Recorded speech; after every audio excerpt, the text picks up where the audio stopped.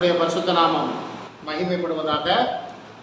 இந்த நாளிலும் செய்திக்கு ஆதாரமாக நாம் வாசிக்க வேண்டிய வேத பகுதி பிலிப்பியர் நிருபம் 2ஆம் அதிகாரம் 14வது வசனம். நான் வீணாக ஓடினதும் வீணாக பிரயாசப்பட்டதும் இல்லை என்கிற மகிழ்ச்சி கிறிஸ்துவின் நாளில் எனக்கு உண்டாயிருப்பதற்கு ஜீவ வசனத்தை பிடித்துக் கொண்டு உலகத்திலே சுடர்களை போல பிரகாசிக்கிற நீங்கள். நாம் வாசித்த இந்த திருவசனத்தின் மூலம் கர்த்தர் நம்மோடு பேசும்படியாக நம்ம சகோதரி மேசி அவர்கள் சொல்லிப்பார்.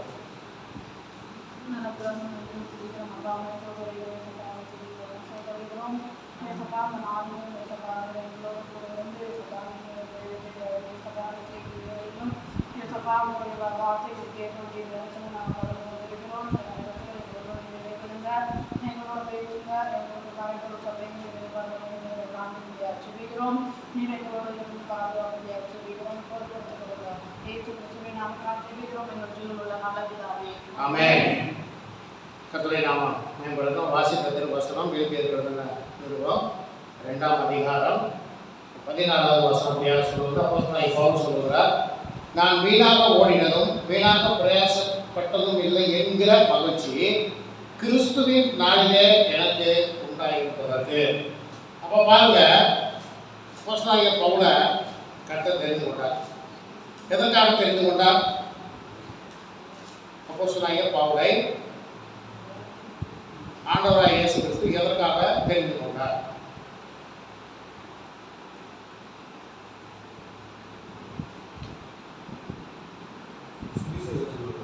சுவிசேஷத்தை உலகம் எங்கும் சுவிசேஷத்தை சொல்வதற்காக. எங்கிருந்து பசாவும் போட்டுவதா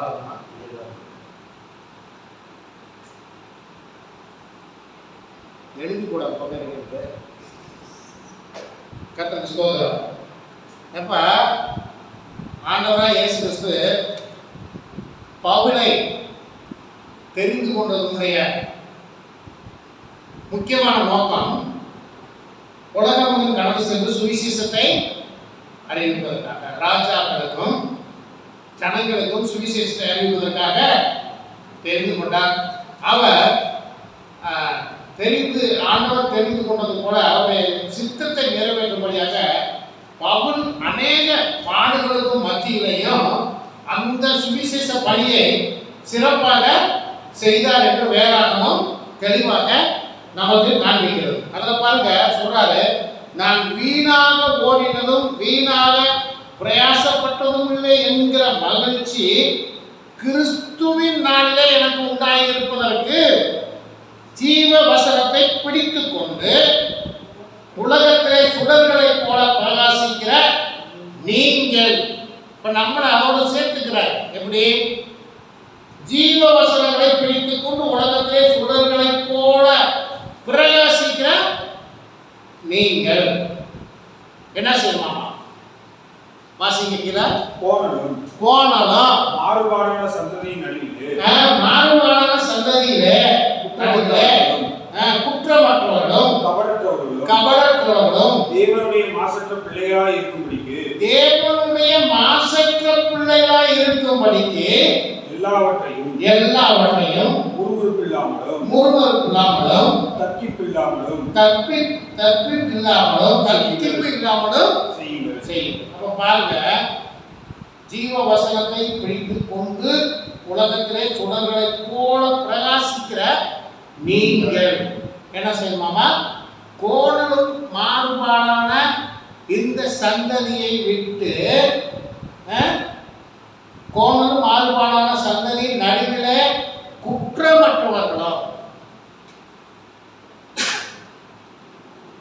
அப்ப இந்த உலக மக்கள் அல்லது கிறிஸ்துவை அழைக்கும் என்று மறுதலிக்கிறவர்கள், மாயமானம் பண்ணுகிறவர்கள், அவங்க தான் யாரு? கோணலும் மாறுபாடுமான சந்ததி நடுவிலே நம்ம எப்படி காணப்படணுமாமா? குற்றமற்றவர்களும் கபடற்றவர்களும் தேவனுடைய மாசற்ற பிள்ளைகளாக இருக்கும்படி. அப்ப தேவனுடைய பிள்ளையாக எப்படி இருக்கணும்? மாசுனா என்ன? இல்லை, அது மேலே போட்டிருக்கு. என்ன போட்டிருக்கு? குற்றம் மற்றவர்களும் கபடற்றவர்களும் தேவனுடைய மாசற்ற பிள்ளைகளா இருக்கும்படிக்கு. அது என்ன மாசற்ற? மாசனா என்னது?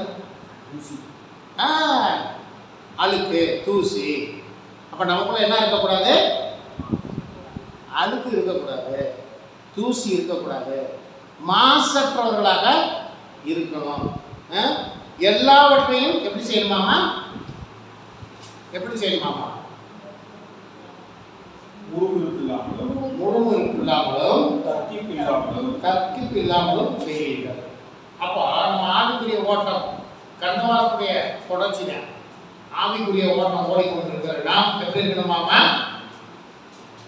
கோணலும் மாறுபாடான சந்ததியின் நடுவிலே குற்றமற்றவர்களும் கபடற்றவர்களும் தேவனுடைய மாசற்ற பிள்ளைகளாக இருக்கும்படிக்கு எல்லாவற்றையும் முழுமைப்பு இல்லாமலும் தர்க்கிப்பு இல்லாமலும் செய்யணும். இப்படி இருந்தாங்க யாரும் கர்த்தருடைய ரொம்ப கவனமா இருக்கணும். ஏதோ நான் ஆண்டவரை ஏற்றுக்கொண்டேன், ஞானசனம் ஏற்றுக்கொண்டேன், சபைக்கு போறேன், கர்த்தரை ஆராதிக்கிறேன், பாட்டு பாடுறேன், காணிக்கை கொடுக்குறேன், தசமமாக காணிக்கை கொடுக்குறேன், வாரம் ஆராதனை, அதெல்லாம் வேணும், அதெல்லாம் வேணும், அதெல்லாம் இருக்கணும். ஆனா எப்படி இருக்கணும்? குற்றமற்றவர்களும் கபடற்றவர்களும் தேவனுடைய மாசற்ற பிள்ளைகளாக இருக்கும்படி எல்லாவற்றையும் முறுமுறுப்பு இல்லாமலும் தர்க்கிப்பு இல்லாமலும் செய்யணும். ஆகவே கர்த்தருடைய பிள்ளைகளே, ரொம்ப ஆவிக்குரிய வாழ்க்கை என்பது ரொம்ப ஜாக்கிரதையாய் வாழக்கூடிய ஒரு வாழ்க்கை, கிறிஸ்தவ வாழ்க்கை. இதை மறந்து போயிடாது. வாசியங்கள் அப்போஸ்தலர் நடவடிக்கைகள் 2:40. அப்போஸ்தலர் நடவடிக்கைகள் 2:40.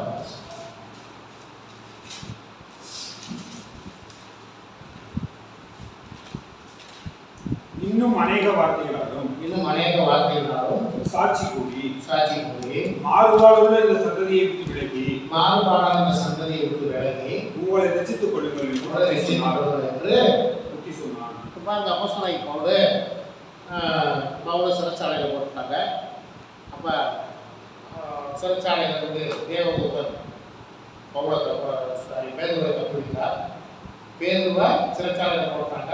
தேவதூதன் ராத்திரியிலே தப்பிவிட்டார். அப்போ அடுத்த நாள் காலையில் அவர் போய் பிரசங்கம் பண்ணார். அப்பதான் சொல்றாரு,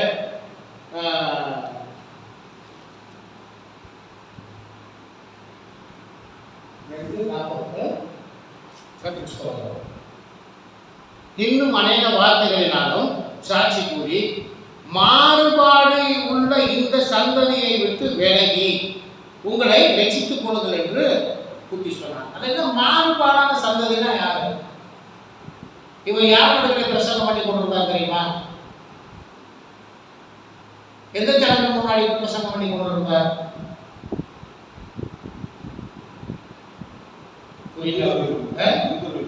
யூதர்களுக்கு முன்பாக. யூதர்கள் யார்?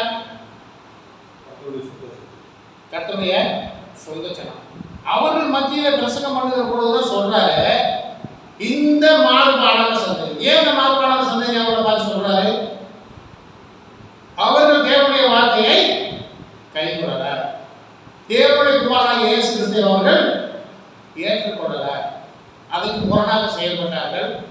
அன்றும் சரி இன்றும் சரி யூதர்கள் பாருங்க, இன்னும் அநேக கர்த்தருக்கு பிரியமில்லாத காரியங்களை அன்றிலிருந்து இன்றைக்கு வரைக்கும் செய்து கொண்டேதான் இருக்கிறார்.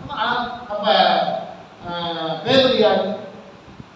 அவரும் யூதர்கள். அப்ப அவர் சொல்றாரு, இந்த மாறுபாடான சந்ததியை விட்டு விலகி உங்களை ரட்சித்துக் கொள்ளுங்கள் என்று புத்தி சொல்றார். பாருங்க, நம்ம ஆவிக்குரிய கிறிஸ்தவர்கள இருக்கிறோம், அவர்களோடு இருக்கிறோம். ஆனாலும் பாருங்க, மாறுபாடான சந்ததி இந்த கூட்டத்துக்குள்ளையும் காணப்படுகிறது. ஆகவே இந்த மாறுபாடான சந்ததியை விட்டு விலகி உங்களை ரட்சித்துக் கொள்ளணும். பிரித்தெடுக்கப்பட்ட ஒரு வாழ்க்கை, ஆவிக்குரிய வாழ்க்கை வாழணும். பார்க்கிற ஜனங்கள் நம்மளை குறித்து சாட்சி சொல்லணும், நம்மளை குறித்து சாட்சி சொல்லணும். அப்படி நம்ம வாழணும். என்ன சாட்சி சொல்லணும்? நம்ம குறித்து என்ன சாட்சி சொல்லணும்?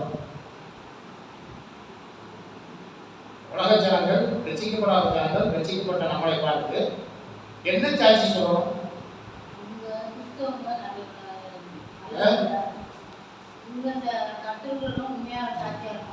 இருக்கிறாங்க அப்படின்னு சொல்லணும். இப்படி சொன்னா அதுக்கு என்ன சாட்சி?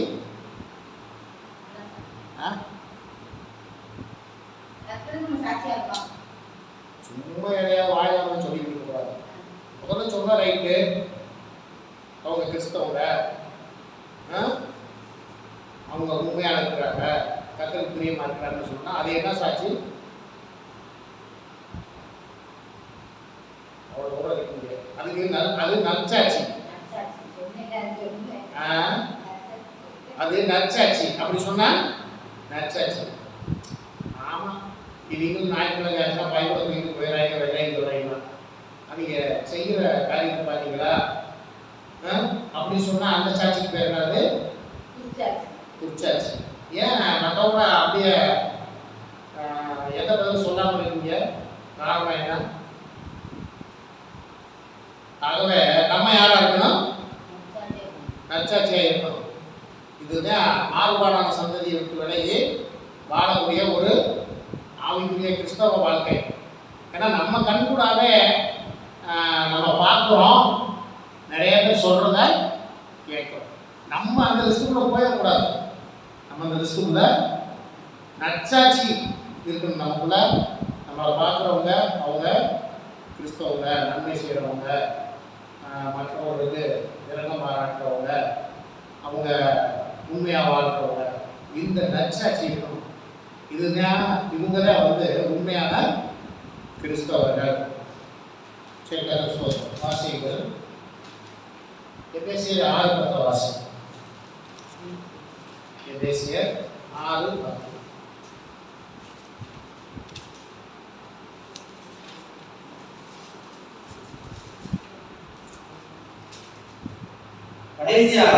கடைசியாக என் சகோதரரே கர்த்தரிலும் அவருடைய சத்துவத்தின் வல்லமையிலும் பலப்படுங்க. அவருடைய சத்துவத்தின் வல்லமையிலும் பலப்படுங்க. எதுக்காக பலப்படணும்? கடைசியாக சகோதரரே கர்த்தரிலும் அவருடைய சத்துவத்திலும் வல்லமையிலும் பலப்படுங்க. எதுக்கு? இப்போ நம்ம கடைசி காலத்துக்குள்ள வந்துட்டோம். அதனால அப்போஸ்தலன் பவுல் மூலமாக சொல்றாரு, என் சகோதரரே கர்த்தரிலும் அவருடைய சத்துவத்திலும் வல்லமையிலும் பலப்படுங்கள். நீங்கள் பிசாசின் தந்திரங்களோடு எதிர்த்து நிற்க திராணி உள்ளவர்களாகும்படி தேவனுடைய சர்வாயுத வர்க்கத்தையும் தரித்துக் கொள்ளுங்கள். இப்ப நம்ம யாருக்கு எதிர்த்து நிக்கணும்? பிசாசுக்கு எதிர்த்து நிக்கணும். மாம்சத்துல எதிர்த்து நிக்க முடியுமா? பிசாசானவன் மாம்சத்துல எதிர்த்து நிக்க முடியுமா? முடியாது. அப்ப நம்ம எப்படி எதிர்த்து நிக்கணும்? யார் நமக்குள்ள இருக்கணும்? ஏசப்பா நமக்குள்ள இருக்கணும். பரிசுத்த ஆவியானவர் நமக்குள்ள இருந்தால் நம்ம பிசாசானவனை எதிர்த்து நிற்கும்படியாக, எதிர்த்து நிற்க திராணி உள்ளவர்கள் ஆகும்படி தேவனுடைய சர்வாயுத வர்க்கத்தை, அது என்ன சர்வாயுத வர்க்கம்? என்ன தேவனுடைய சர்வாயுத வர்க்கம் என்ன அப்படிங்கிற வாசிங்க.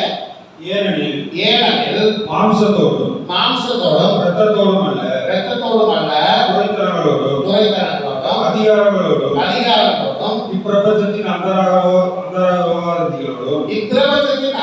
லோகாதிபதிகளோடும் வானமண்டலங்களில் உள்ள பொல்லாத ஆவிகளின் சேனைகளோடும் நமக்கு போராட்டம் உண்டு. அப்ப நமக்கு இந்த உலகத்தில் சரி, வானமண்டலத்தில் உள்ள பொல்லாத ஆவிகளோடு சரி நமக்கு போராட்டம் உண்டு. ஆவிக்குரிய ஜீவன் பண்ற நமக்கு இந்த போராட்டம் உண்டு. தீங்கு நாளிலே அவைகளை நீங்கள் எதிர்த்து நிற்கவும் சகலத்தையும் செய்து முடித்தவர்களாய் நிற்கவும் திராணி உள்ளவர்களாக ஆகும்படிக்கு தேவனுடைய சர்வாயுத வர்க்கத்தையும் எடுத்துக்கொள்ளுங்கள். தேவனுடைய சர்வாயுத வர்க்கத்தையும் எடுத்துக் கொள்ளுங்கள். அப்ப அதுக்கு அப்படியே சத்தியம் என்னும் கச்சையை சத்தியம் என்னும் கச்சையை உங்கள் அறையை கட்டினவர்களாயும் உங்க அறையில் கட்டினவர்களாயும் நீதி என்னும் மார்க்கவசத்தை தரித்தவர்களாயும் சமாதானத்தின் சுவிசேஷத்திற்குரிய ஆயத்தம் என்னும் பாதரட்சையை கால்களில் கொடுத்தவர்களாயும் சமாதானத்தின் சுவிசேஷத்திற்குரிய ஆயத்தம் என்னும் பாதரட்சையை கால்களிலே கொடுத்தவர்களாயும் பொல்லாங்கான் எய்யும் அக்னியாஸ்திரங்களை எல்லாம் அவிழ்த்து போடத்தக்கதாய் எல்லாவற்றிற்கும் மேலாக விசுவாசம் என்னும் கேடகத்தை பிடித்துக் கொண்டவர்களாயும் இருந்தீர்கள். இரட்சணியம் என்னும் தலைச்சீராவையும் தேவ வசனமாகிய ஆவியின் பட்டயத்தையும் எடுத்துக்கொள்ளுங்கள். தேவ வசனமாகிய ஆவியின் பட்டயத்தையும் எடுத்துக்கொள்ளுங்கள். அப்ப நம்ம பிசாசானோட எழுந்து நிற்கணும். அவனோட நமக்கு போர் இருக்கிறது. ஆவிக்குரிய ஓட்டத்தை நாம் ஓடிக்கொண்டிருக்கிறோம். கடந்த பார்த்தது கூட உலக பிரகாரமாக பந்தய சாலையில் ஓடுகிறவர்கள் எல்லாம் ஓடுவார்கள்.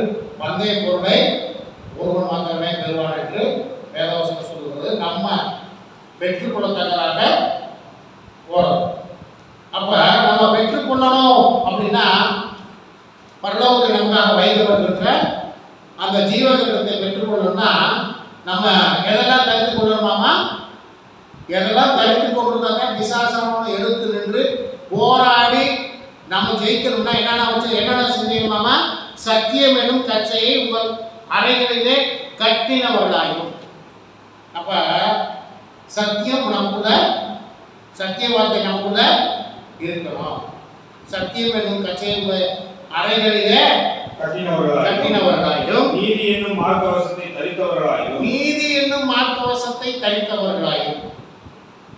சரிங்களா? அப்ப ஒரு கட்டுரை பிள்ளைக்கு முதல்ல என்ன வேணும்? சத்தியம் வேணும். அப்புறம் என்ன வேணும்?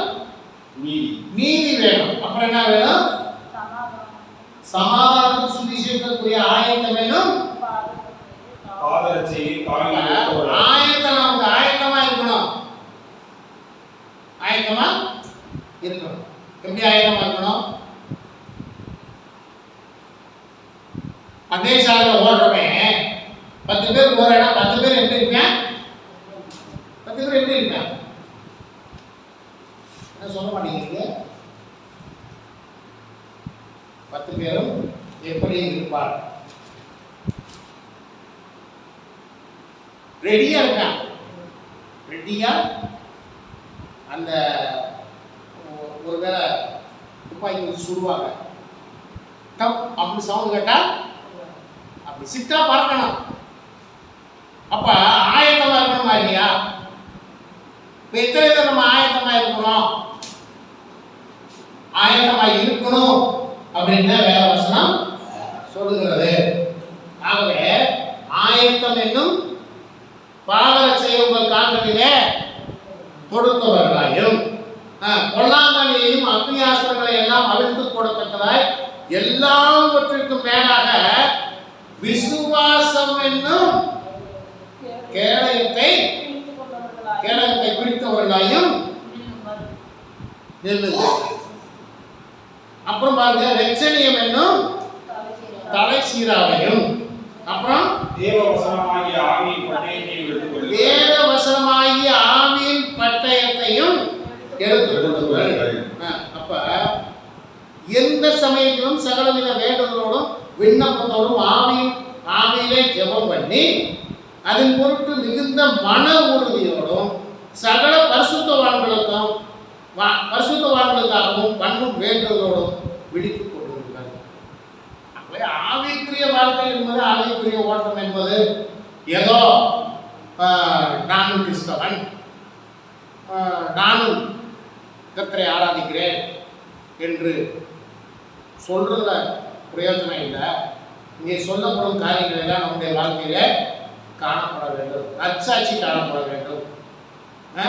சத்தியத்தை பிடித்துக் கொண்டு சத்தியத்தின் வழியில நடக்க பிள்ளைகளாய் நாம் காணப்பட வேண்டும் என்று இந்த காலவேளையிலே ஆவியானவர் நமக்கு ஆலோசனை சொல்லுகிறார், புத்தியை சொல்லுகிறார். 2 தீமோத்தேயு 4:7. 2 தீமோத்தேயு நல்ல போராட்டத்தை போராடினேன். அப்போஸ்தலன் பவுல் சொல்றாரு, நல்ல போராட்டத்தை போராடினேன், ஓட்டத்தை முடித்தேன், ஓட்டத்தை முடித்தேன், விசுவாசத்தை கற்றுக்கொண்டேன், விசுவாசத்தை காத்துக்கொண்டேன், விசுவாசத்தை காத்துக்கொண்டேன். இது முதல் நீதியின் கிரீடம் எனக்காக வைக்கப்பட்டிருக்கிறது. இப்ப அப்போஸ்தலனாகிய பவுல் அவர் ஓட்டத்தை நல்ல போராட்டத்தை போராடி ஓட்டத்தை முடிச்சுட்டாரு. முடிக்கும் போதே அவர் சொல்றாரு, நான் நல்ல போராட்டத்தை போராடினேன், ஓட்டத்தை முடித்தேன். 2 தீமோத்தேயு 4:7 முடித்தேன், விசுவாசத்தை காத்துக்கொண்டேன், இது முதல் எனக்கு நீதியின் கிரீடம். எத்தனை பேர் நம்ம சொல்ல முடியும்? நம்ம எத்தனை பேர் சொல்ல முடியும்? எனக்காக நீதியின் கிரீடம் வைக்கப்பட்டிருக்கிறது, நல்ல போராட்டத்தை போராடினேன் என்று நம்மள எத்தனை பேர் நம்ம சொல்ல முடியும்? ஓட்டத்தை நான் முடித்தேன் என்று நம்ம எத்தனை பேர் சொல்ல முடியும்? ஒரு காரியத்தை நான் என்னைத்தானே நான் மேன்மை பாராட்டினேன் என்று நீங்கள் யாரும் எனக்கு கொடுத்திருக்க பலத்தில், எனக்கு கொடுத்திருக்கிற கர்த்தருடைய கிருபையில திண்டுக்கல் மாவட்டத்தில் அநேக கிராமங்களுக்கு கடந்து சென்று கர்த்தருடைய வார்த்தையை பிரசங்கிப்பதற்கு கர்த்தர் உதவி செய்தார். போராட்டங்கள் உண்டு, பல பிரச்சனைகளை சந்தித்திருக்கிறோம். ஆனாலும் இப்போ சொல்லணும் அப்படின்னா, இப்பொழுது எனக்கு சிறிது ஓய்வை கர்த்தர் கொடுத்திருக்கிறார். ஆகவே இப்போ நாங்கள் சொல்லுவேன், இது முதல் நீதியின் கிரீடம் எனக்காக வைக்கப்பட்டிருக்கிறது. நீதி உள்ள நியாயாதிபதியாக கர்த்தர் நாளிலே எனக்கு அதை தந்தருள்ளார். எனக்கு மாத்திரமல்ல, அவர் பிரசன்னமாகுதலை விரும்பும் யாவருக்கும் அதை தந்தருள்ளார். அப்ப அவருடைய பிரசன்னமாகுதலை விரும்புகிற யாவருக்கும் அதை தந்தருள்ளார். ஆகவே கர்த்தருடைய பிள்ளைகளை நாம் ஆவிக்குரிய ஓட்டம் போய் கொண்டிருக்கிற நாம் இந்த கொள்ளாத மாறுபாடான சந்ததியை நீங்க பார்க்காதீங்க. அவங்கெல்லாம் அப்படி இருக்காங்களே அப்படின்னு பார்க்காதீங்க. நம்ம பார்க்க வேண்டியதெல்லாம் ஒன்னே ஒண்ணுங்க, கர்த்தருடைய வசனம். கர்த்தருடைய வசனத்தை பிடித்து கொண்டு உலகத்துல சுடர்களை போட என்ன செய்வாங்க? சுடர்னா என்னது? இந்த உலகத்துல சுடர்களை போட வெளிச்சம் உள்ளவர்களாய், அனைவருக்கு நம்ம வெளிச்சம் கொடுக்கிறவர்களாய் நாம் காணப்பட்டு, நாம் விசுவாசத்துல காணப்பட்டு, நற்சாட்சியிலே காணப்பட்டு, அவருடைய வருகைக்கு ஆயத்தமாக இருக்க முடியும். அவருடைய ராஜ்யத்துக்கு நீங்கள் எப்பொழுதும் ஆயத்தமாக இருக்கும்படியாக ஆண்டவராகிய இயேசு கிறிஸ்துவின் நாமத்தினால நான் உங்களை இந்த காலை வேளையில வேண்டிக் கொள்கிறேன். கர்த்தர் அதை விரும்புகிறார். அவருடைய வருகைக்கு ஆயத்தப்படுங்க. ஓட்டப்பட்டை ஓடுகிற நாம், ஆவிக்குரிய ஓடுகிற நாம் வந்து நீதியாய், உண்மையாய், உத்தமமாய் நாம் கர்த்தருடைய வசனத்தை பிடித்து கொண்டு ஓடுவோம். கர்த்தர் நம்மை ஆசீர்வதித்து அவருடைய ராஜ்யத்தை நம்மை சேர்த்துக் கொள்வோம். கர்த்தருக்கு நாம் இன்னும் ஒரு சில காரியங்களை நம்ம பார்த்திருக்கிறோம். குறிப்பாக சொல்கிறோம்,